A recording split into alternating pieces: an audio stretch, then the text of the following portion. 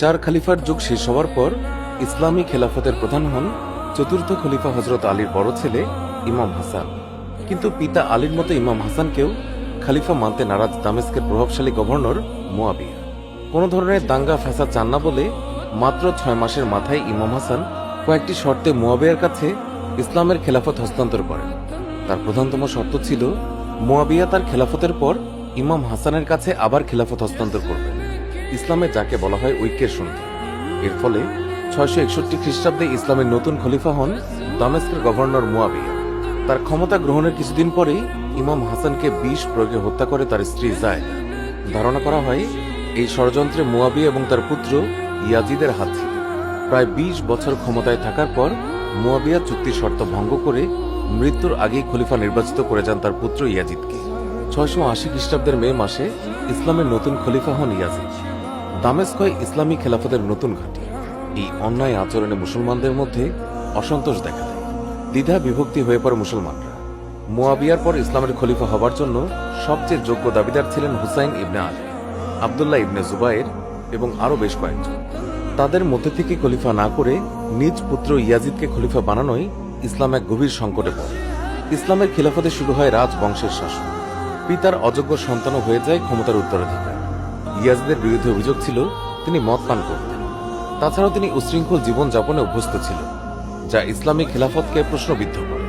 হুসেন ইবনে আলী সহ বিশিষ্ট সাহাবারা অযোগ্য ইয়াজিদের খেলাফতকে মানতে অস্বীকৃতি জানান। ইমাম হুসাইন এবং ইয়াজিদের বিরোধের সূত্রপাত এখান থেকেই শুরু হয়। ইয়াজিদ তার বর্ষতা স্বীকার করার জন্য মদিনার গভর্নর ওয়ালিদকে দিয়ে চাপ প্রয়োগ করতে থাকেন হুসাইন এবং সাহাবীদের। এরপর আর মদিনায় থাকা নিরাপদ নয় মনে করে হুসাইন এবং তার অনুসারীরা মক্কায় চলে যান। এই সময় কুফা থেকে একের পর এক চিঠি আসতে থাকে হুসাইনের কাছে। সবাই হুসাইনের কাছে বায়াত নিতে চায় এবং ইয়াজিদের বিপক্ষে জান মাল বাজি রেখে যুদ্ধ করতে চায়। একসময় প্রায় 500 চিঠি আসে।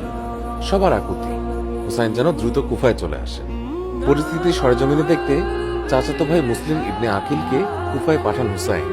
মুসলিমকে পেয়ে একে একে 1800 কুফাবাসী হুসাইনের পক্ষে বায়াত বা শপথ গ্রহণ করতে থাকে।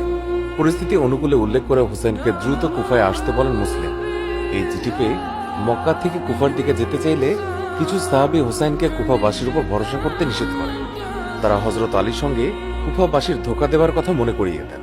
কিন্তু তবু ইসলামকে ইয়াজিদের হাত থেকে রক্ষা করতে কুফার উদ্দেশ্যে যাত্রা শুরু করে হুসাইন এবং তার অনুসারীরা।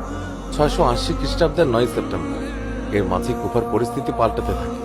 ইয়াজিদ নুমানকে বরখাস্ত করে উবাইদুল্লাহ ইবনে জিয়াদকে কুফার নতুন গভর্নর নিয়োগ করেন। বর্বর উবাইদুল্লাহ দ্রুত তার বাহিনী দিয়ে মুসলমানদের ভয়ভীতি দেখিয়ে সবকিছু তার অনুকূলে নিয়ে আসে। উবাইদুল্লাহ মুসলিমদেরকে বন্দী করে হত্যা করেন। কুফাবাসী আবারও বিশ্বাসঘাতকতা করে হুসাইনের পক্ষ ত্যাগ করে পালিয়ে যায়। এই বিশ্বাসঘাতকতার খবর মৃত্যুদণ্ড কার্যকরের আগে মুসলিম চিঠিতে হুসেনকে জানিয়ে দেন। সেই চিঠি হুসেনের কাছে যখন পৌঁছায় তখন কুফা মাত্র 2 দিনের পথ বাকি। সেখান থেকে হুসাইন ফিরতে চাইলে তার বাহিনী রোধ করে ইয়াজিদের 3 বাহিনী। আমার সীমার এবং হুসাইন বিন তামিমের বাহিনী হুসাইন এবং তার অনুসারীদেরকে এক মরু প্রান্তরের দিকে নিয়ে যায়। হুসাইন যখন জানতে পারে এই স্থানটির নাম কারবালা, তখন তিনি তার অনুসারী এবং পরিবারবর্গকে তাঁবু খাটিয়ে ফেলে সেই কারবালায়। সালটা 2 অক্টোবর 680 খ্রিস্টাব্দ। ইয়াজিদের সেনাপ্রধান উমার ইবনে সাদ কারবালায় এসে ফোরাত নদী থেকে পানি সংগ্রহ বন্ধ করে দেয় হুসাইন এবং তার সঙ্গীদের। কয়েকদিনের মাঝে পানির অভাবে শিশু, নারী এবং সৈন্যরা দিশেহারা হয়ে পড়ে। 8 দিন পানি পান করতে দেয়নি কাউকে। যুদ্ধ যখন অবশ্যম্ভাবী তখন রক্তপাত এবং খুনাখুনি বন্ধে 3টি প্রস্তাব দেন ইমাম হুসাইন। 1. তাকে মদিনায় ফিরতে দেয়া হয়। 2. তাকে তুর্কি সীমান্তের দুর্গে অবস্থান করতে দেয়া হয়। 3. ইয়াজিদের সাথে আলোচনার জন্য তাকে দামেস্কে পাঠানো। কিন্তু উবাইদুল্লাহ হুসাইনকে নিঃশর্তভাবে ইয়াজিদের বশ্যতা স্বীকার করতে বলে। হুসাইন ইয়াজিদের কাছে বশ্যতা স্বীকার করার চাইতে যুদ্ধে শহীদ হওয়াকে সম্মানের মনে করে। তাই যুদ্ধের জন্য প্রস্তুত হয় 2 পক্ষ। পরের দিন 10ই মুহররম শুরু হয় সেই ভয়ঙ্কর যুদ্ধ। কারবালার যুদ্ধ একদিনের যুদ্ধ। আগের রাতে অনুসারীদের সাথে একটি ভাষণে হুসাইন জানান যে কেউ চাইলে তার দল ত্যাগ করে চলে যেতে পারে, কিন্তু তার সঙ্গীরা কেউ তাকে ত্যাগ করলেন না। ইমাম হুসাইনের সঙ্গে যুদ্ধে জীবন বাজি রাখলেন সবাই। আর পুরো রাত আল্লাহর ইবাদতে মশগুল থেকে সকালে যুদ্ধের জন্য প্রস্তুত হল ইসলামের শ্রেষ্ঠ যোদ্ধারা। 10ই মুহররম সকালে শুরু হয় যুদ্ধ, আর যুদ্ধ শেষ হয় সূর্যাস্তের আগে। কারবালার যুদ্ধ ছিল একদিনের যুদ্ধ। হুসাইন তার 2 সেনাপতি নিয়োগ করেন 2 দিকে। আর তাঁবু সামলানোর দায়িত্ব দেন ভাই আব্বাসকে। 32টি ঘোড়া আর 40 জন পদাতিক সৈন্য ছিল হুসাইনের বাহিনীতে, আর ইয়াজিদের কাছে প্রায় 30,000 সৈন্য। শুরু হয় একক যুদ্ধ। একে একে সকল অনুসারীরা যখন শহীদ হন, তখন নিজের পরিবারের সদস্যরা এক একে যুদ্ধের ময়দানে আসে। হুসাইনের ছেলে আলী আকবর একক যুদ্ধে পরাস্ত হবার আগে কাঁপিয়ে দেন ইয়াজিদের বাহিনী, আর ইমাম হাসানের ছেলে কাসিম বীরের মতো যুদ্ধ করে প্রথম শহীদ হন। পানির অভাবে নারী পুরুষ শিশুরা পিপাসায় আর্তনাদ করতে থাকে। তাদের মুখের দিকে চেয়ে ফোরাত নদীতে পানি আনতে যান ভাই আব্বাস। এই অসীম সাহসী আব্বাসকে কেউই থামাতে পারে না। ইয়াজিদের বাহিনী ভেদ করে সে নদী থেকে পানি নিয়ে ফেরে, কিন্তু ফেরার পথে শত্রুদের আঘাতে প্রথমে তার ডান হাত কাটা পড়ে, পরে বাম হাত দিয়ে যুদ্ধ চালিয়ে যান তিনি। শেষ পর্যন্ত শহীদ হন আব্বাস ইবনে আলী। এরপর 6 মাসের পুত্র শিশু আসগর হাতে নিয়ে ময়দানে আসে হুসাইন। জালিমদের দিকে প্রশ্ন ছুড়ে দেয় কেন তারা যুদ্ধ করছে। আসগরকে উঁচুতে তুলে ধরে জিজ্ঞাসা করেন কি অপরাধ এই শিশুর। এমন সময় একটি তীর এসে রক্তাক্ত করে দেয় শিশু আসগরের দিকে। পিতার হাতেই শহীদ হন 6 মাসের শিশু আসগর। অসুস্থ পুত্র জয়নাল ছাড়া বাকি সব পুরুষ নিহত হলে একাই যুদ্ধের জন্য প্রস্তুত হন ইমাম হুসাইন। বিদায় মুহূর্তে বোন জয়নাব, মেয়ে সখিনার কান্না আর পিতা হুসাইনের বেদনায় ভারী হয়ে ওঠে পুরো কারবালার ময়দান। শুরু হয় হুসাইনের যুদ্ধ। অকুতভয় বীরের মতো যুদ্ধ করে একের পর এক সৈন্যকে পরাজিত করতে থাকে মহানবীর আদরের নাতি। হুসাইন যখন অপ্রতিরোধ হয়ে ইয়াজিদের বাহিনীকে পরাজিত করে সামনে এগোতে থাকে, ঠিক তখনই একের পর এক তীর এসে বিদ্ধ করতে থাকে তার ঘোড়ার শরীর।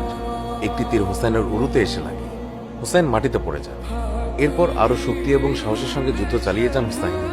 যেন এক আল্লাহ ছাড়া কারো কাছে মাথা নত করতে জানে না মুসলমান। সে জীবনকে তুচ্ছ মনে করে অন্যায়ের সাথে আপোষ করার চাইতে একের পর এক তীর এসে বিঁধে যাচ্ছিল হুসাইনের শরীরে সেই সময়। হঠাৎ কয়েকটি তীর এসে বিঁধে যায় ইমামের কলিজায়। হুসাইন মাটিতে লুটিয়ে পড়ে। ইয়াজিদের বাহিনী এসে ঘিরে ধরে হুসাইনকে, তবে তাকে আঘাত করার কেউই সাহস পাচ্ছিলেন না। তারা কেউই চাচ্ছিলেন না হযরত মুহাম্মদ সাল্লাল্লাহু আলাইহি ওয়াসাল্লামের প্রিয় এই নাতি হুসাইনকে আঘাত করে নিজের হাতকে রক্তাক্ত করতে।